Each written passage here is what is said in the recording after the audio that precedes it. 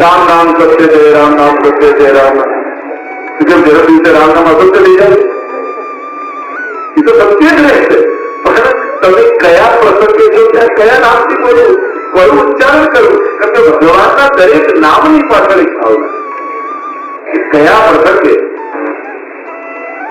કઈ રીતે બોલવું છે. તો આ વિવેક છે. એ રીતે ઠાકોરજીના જે મનોરથમાં હોઈએ, જે ઉત્સવમાં હોઈએ, જે ઉત્સવ નિમિત્તે ભેગા થયા હોઈએ, તો ભજન ગાતા, કીર્તન ગાતા, એ પણ આપણે કીર્તન સાહિત્યમાં તો બધું છે, પણ જયારે ભજન ગાતા કીર્તન સાહિત્ય બધાને ના આવડતું હોય, પણ ભજન પણ જયારે ગાતા હોઈએ, દોડ પદ જયારે ગાતા હોઈએ, ત્યારે પણ વિવેક રાખવું કે આપણે કયા પ્રસંગે ભેગા થયા છીએ, આજે કયો ઉત્સવ કરવા માટે આપણે ભેગા થયા છીએ. અને જો વિવેક રાખીએ તો ભાવ સિદ્ધ થાય. તો રસાભાવ અને તો સજાવટ, સામગ્રી, શ્રૃંગાર અને કીર્તન, આ ચારે. કીર્તન શું છે? કીર્તન નું દર્પણ છે.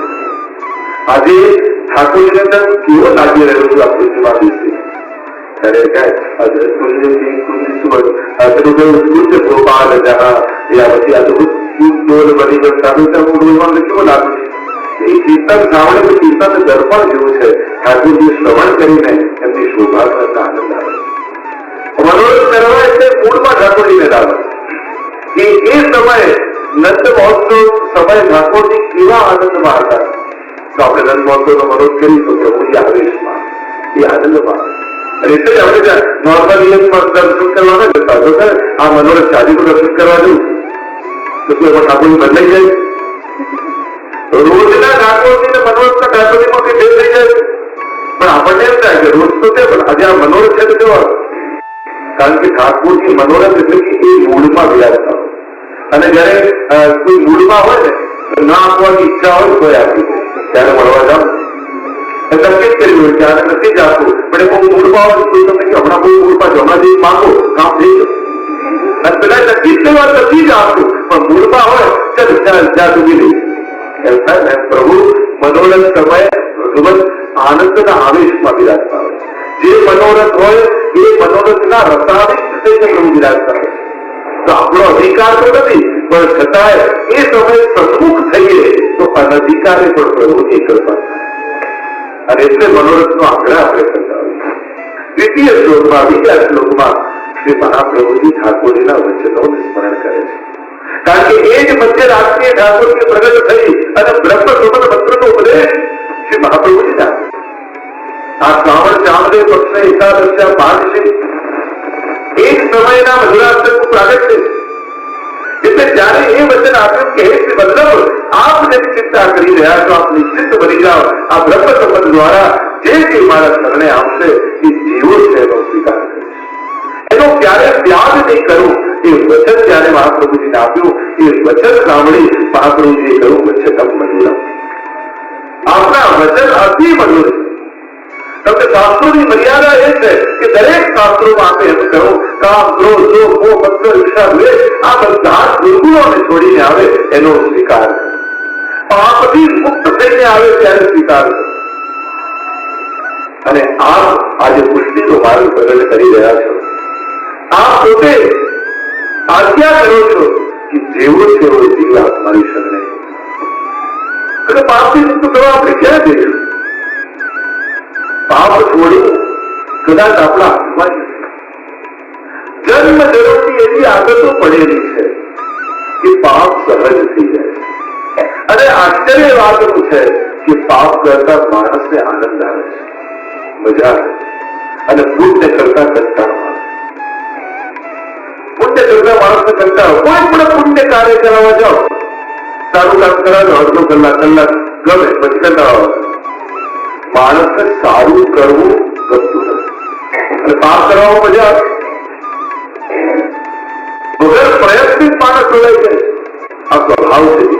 જીવા સ્વભાવ તો દુષ્ટા દોષ ભાવાય સર્વદા. મહાપ્રભુજી સોળને આજ્ઞા કરતે જીવ સ્વભાવને દુષ્ટ કરે. સ્વરૂપથી તો ભગવાન જ છે, પણ સ્વભાવથી દુષ્ટ કરે, એને દોષ ગમે છે. મ્લેચ્છા શાંતિ સુદેશેષુ પાપૈ કર્મલે મ્લેચ્છ એટલે મલિન ઈચ્છા વાળો થઈ ગયો. ઈચ્છાઓ બગડી ગઈ. ખાલી સારી ઈચ્છાઓ નથી જાણતી, ખરાબ ઈચ્છાઓ પણ પામે. આવું ચિંતન છે. અને ઠાકોરજી એ બહુ જ મોટી કૃપા જીવ પર એ કરી કે તું જેવો છે એવો સ્વીકારીશ, શરતો વગર સ્વીકારીશ. અને એ જ પ્રભુની પુષ્ટિ છે, એ જ પ્રભુની કૃપા છે કે પુષ્ટિ માર્ગમાં શરતો નથી સ્વીકારવા માટે. બાકી બધે ભગવાને શાસ્ત્રોમાં શરતો મૂકી કે આ મૂકે તો હું સ્વીકારું, આ છોડે તો સ્વીકારું. અહીંયા તો પ્રભુ કહે છે તું મારો થઈ જા, અને મારો થઈ તો સારો બનાવવાની જવાબદારી મારી છે. શરણાગતિને હંમેશા યાદ રાખજો. બીજું કઈ યાદ કરે, પાઠ ભૂલાઈ જાય, કીર્તન ભૂલાઈ જાય, કોઈ ધર્મ કર્મ બહુ અધિક થાય નહીં, પણ એટલું મનમાં સતત સ્મરણ રાખવું મેં બ્રહ્મ સંબંધ લીધું છે અને હું ભગવાનનો છું. શરણાગતિનું હંમેશા સ્મરણ કરવું. નિવેદનમ તો સ્મર્તવ્યમ सर्वथा तादृश नहीं. इसलिए महाप्रभु जी ने कहा निवेदन का हमेशा स्मरण करते रहना चाहिए. તમે જે બ્રહ્મ સંબંધ સમય ઠાકોરજી આગળ બોલ્યા છો એને રોજ પ્રભુ આગળ બોલો, યાદ રાખો. ભક્તો મળે તો એની આગળની પ્રધાન ચર્ચા એવી હોવી જોઈએ આપણા નિવેદનનું સ્મરણ જે કરાવે. ત્યાં આપણે ઠાકોરજી આગળ વચને બંધાયેલા છીએ અને પ્રભુને કહ્યું છે કે હું તમારો કરું છું. જે કંઈ પણ મેં મારું આજ સુધી માન્યું છે એ બધું મેં આપને કહ્યું છે. એ વાતનું સદાય સ્મરણ રાખો. જેની શ્રદ્ધા મજબૂત એને ચિંતાઓ છે, અને જેની શ્રદ્ધા કમજોર એને ચિંતાઓ નથી. શરણાગત ભાવનાને દ્રઢ કરો. ભક્તિની સિદ્ધિ ત્યારે કહેવાય શું પાઠ કરતા કરતા તમારી શરણાગતિ દ્રઢ થઈ, શું માળા પહેરતા પહેરતા તમારી શરણાગતિ દ્રઢ થઈ, શું સેવા કરતા કરતા તમારી શરણાગતિ દ્રઢ બની. શરણાગતિ એ ફલાત્મક છે. આ બધું જ કર્યા પછી પામવાનું શું છે કે તમારું શરણું મજબૂત થઈ જાય, શ્રદ્ધા દ્રઢ બનતી જાય. દર્દી શ્રદ્ધાની આજે ભાવ બહુ છે બધા, પણ દ્રઢતાનો ભાવ છે. થોડીક વિપરીતતા આવે તો શ્રદ્ધા ઘટી જાય બધા. થોડુંક વિપરીત થાય, થોડુંક એક પરિસ્થિતિ પ્રતિકૂળ થાય એટલે શ્રદ્ધાઓ ઘટવા લાગે. કારણ કે આપણી શ્રદ્ધા સામેથી સારો પ્રતિસાદ જ્યાં સુધી ઈચ્છતી એવી શ્રદ્ધા હશે. અને આશ્ચર્ય વાત શું છે કે સારું થાય ત્યારે ક્યારેય એવું યાદ નથી આવતું કે ભગવાન મારી જોડે કેમ સારું કરે, પણ જ્યાં થોડુંક ખરાબ થાય એટલે હંમેશા યાદ આવતું રહે ભગવાન મારી જોડે જ કેમ ખરાબ કરે. ભગવાન જો સાધનો ન મળે એ તો પછીની વાત છે. તમે ગમે તેટલું સારું ટીવી લઈ આવો, તમને સારું ટીવી આવે તો કૃપા લાગે, પણ એ ભૂલી જાઓ છો કે ભગવાને આંખ આપી છે તો જ ટીવીની કિંમત છે. આંખને કારણે એની કિંમત છે. આંખ લઈને ભગવાન તો ટીવી જોઈએ તો આપું, આંખ લઈ તો ચાલો. તો ભગવાનની કૃપા ટીવીથી નહીં આંખથી સમજો. ભગવાનની કૃપા કેવલ કાનથી નહીં હાથ પગથી. ભગવાન હાથ પગ લે જીવનના દરેક પ્રસંગ છે. તમે ચાલતો સારો પણ ટાઈમ ના હોય તો ભગવાન કામ જ કરી દે. તો આ બધાને કારણે કૃપાને જુઓ કે પ્રભુ કેટલું અનુકૂળ કરીને આપણને આ દે આપે છે. પણ માણસના સુખમાં હંમેશા ભગવાનની વિપરીતતા દેખાય. અને સુખ આવે ત્યારે પોતાની સમજણ, પોતાનું સામર્થ્ય, પોતાની બુદ્ધિ મેં કર્યું, મેં આ હોશિયારી કરી, મારાથી આમ કરું, ત્યારે ક્યારેય વચમાં ભગવાન યાદ નથી આવે.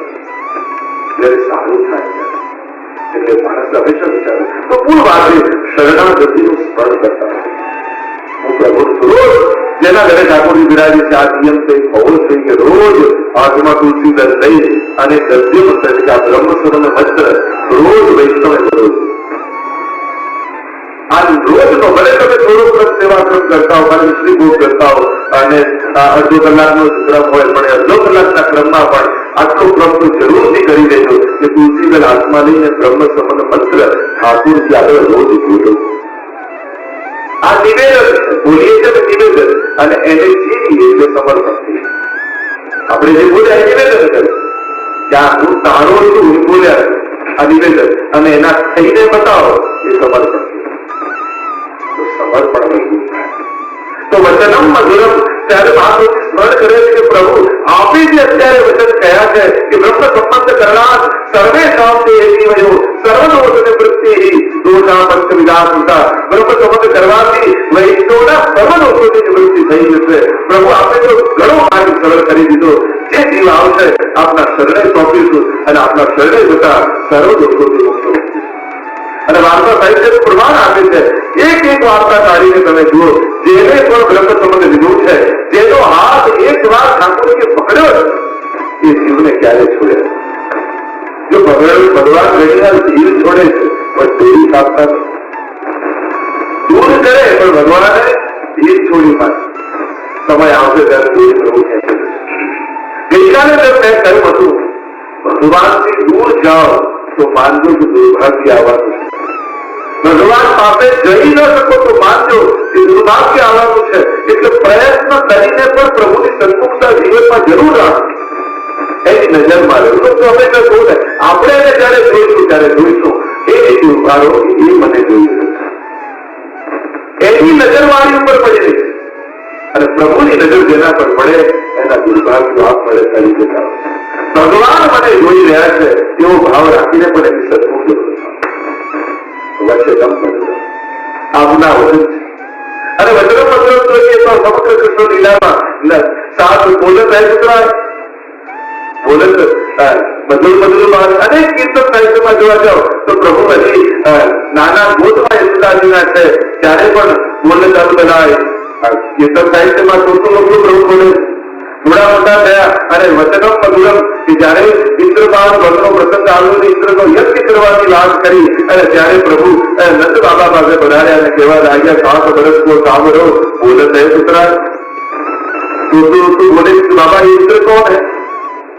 એનાથી આગળ જાઓ વચનમ મધુરમ તો ઠાકોરજી વેણોનાદ કરીને જયારે ગોપીજનોને બોલાવ્યા અને ગોપીજનો જયારે આવ્યા વૃંદાવનમાં અને ત્યારે પ્રભુ બોલ્યા સ્વાગતમ સો મહાભાગા પ્રિય કિમ કરવાની વજસ્યા નામયમ કસ્મિન કૃતારોપણ કારણમ. અરે ગોપીઓ, આમ રાત્રિના સમય ક્યાં કેમ આવ્યું? જાઓ પાછા ઘરે જાઓ અને આવા વક્ર લોચન કરો. વક્ર વચન પ્રભુ બોલ્યા. વચનમ બોલ્યા. આ પ્રત્યેક વચનોને પ્રભુ મહાપ્રભુ સ્મરણ કરી રહ્યા. આપના વચનમાં મધુરતા છે.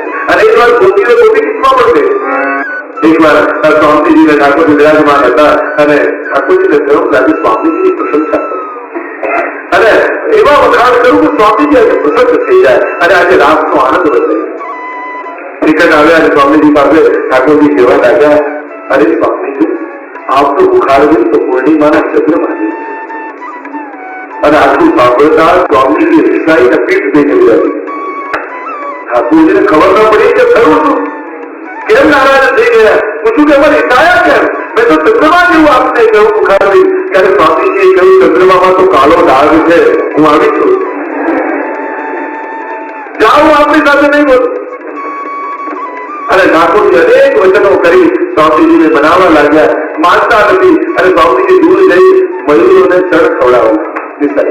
ઠાકોરજીને કહ્યું કઈ ઇસ્ત્રી કરવી જોઈએ અને ઠાકોરજી બધા પીછા ભાગ્યા પોતાની પાછળ અને મોર બની ખાના માના આવે સ્વામીજીના હાથમાંથી લઈ દાણો દૂર રાખી જાય. પછી રોજ સુંદર નૃત્ય કરે. મયુરનું રૂપ ધારણ કરી પ્રભુએ ફરી આવે નાચીને દોડતા પ્રભુ મયુર રૂપે દાંતમાંથી દાણો લઈને પાછા. સ્વામીજીને કહ્યું કે આ બધા મોરમાં આ મોરની એક જુદો છે. કેવો સુંદર નૃત્ય કરે. અને સ્વામીજીએ દોડતા જઈ મયુરને ખોડામાં લઈને પકડ્યો અને એટલામાં ઠાકોરજી પોતાના મૂળ સ્વરૂપમાં પ્રગટ થઈ ગયા. બોલી મોર ભગવાન કી જય. આજે પણ વજવાસીઓ જયારે રાસલીલા વ્રજમાં જોઈએ ને ત્યારે આજે લીલાઓ કરતા હોય છે. વચનમ મધુરમ. એ રીતે આ ગોપીઓને ત્યાં ઠાકોરજી પર આવ્યા, માખણ ચોરી કરવા બધા. પ્રભુને કહ્યું કે આ ગોપીને એના વખાણ બહુ ગમે, આને પ્રસન્નતા બહુ ગમે. ઠાકોરજી આવ્યા, દરવાજો ખટખટાવ્યો. એટલે ગોપીને શું છે? અરે તારું માખણ તો દેવતાઓ એના માટે લાલાઈ કરે. એવું સુંદર તું માખણ બનાવે છે, તારા હાથમાં બતાવો, તારા હાથમાં છે શું જાદુ? પેલી ખુલા થઈ જાય. અરે તારા દેવતાઓ મારા હાથ કાલે જતો હતો તારા ઘરની બહાર, તારા ઘરનું માટલું એક બાજુ ઇન્દ્ર ખેંચે, બીજી બાજુ બ્રહ્માજી ખેંચે. ઇન્દ્ર કે આનું માખણ તો હું જ ખાઈ, બ્રહ્માજી કે આનું તો હું જ ખાઈ. આ તો સારું થયું ગોપી કે હું સમયસર પહોંચી ગયો અને મેં કહ્યું કે તમે ગભરાશો નહીં, તમારા બંને માટે એક એક માટલું કાલે માખણનું દૂધ લઈ જશે. પેલી ગોપી પુરાય સારું કર્યું લાલચ, દેવતાઓ મારા માખણ માટે કરશે, બે માટલા માખણ ભરીને બંને એક આપી દેશે અને દેવતાઓને કહેજે કે જયારે પણ જોઈએ મારા ઘરેથી લઈ જાય. પ્રભુને કહ્યું હાથ તો જોયું ભગવાનના દેવતાઓ કોણ? સખાઓ, પાકડાઓ. વચનમ બન્યું સખી ભાગ્ય ભરી લાલ કરે. અનેક પ્રકારની વચનોની મધુરતા એમ તો જોવા જઈએ ભાગવતજીમાં તો અનેક માધુર્ય પ્રભુના વચનોનું દેખાય. રાત સમયે પ્રભુએ દશશ્લોકમાં ગોપીઓ સાથે વચનની આ કરી બોલાવ્યા. પ્રભુએ પાછા મોકલવાની વાત કરી. આ મહાપ્રભુજી યાદ કરે વચનો મધુર અને ભાગવતજીની એક ઘટનાઓ તમે જોતા જાઓ છે આગળ તો ત્યાં એકાદશ સ્કંદમાં ભાગવતજીમાં ભગવાન અને ઉદ્ધવજીનો સંવાદ અદભુત વાતો સ્વીકાર અને જો એ જ વચનોમાં ઝડપથી જોવા જાઓ તો એ ભગવદ ગીતા જે કુરુક્ષેત્રના રણ સંગ્રામના એ મેદાનમાં અર્જુનને જે કહેલા વચનો છે, સર્વ ઉપનિષદોના સારરૂપ જે વચનો છે.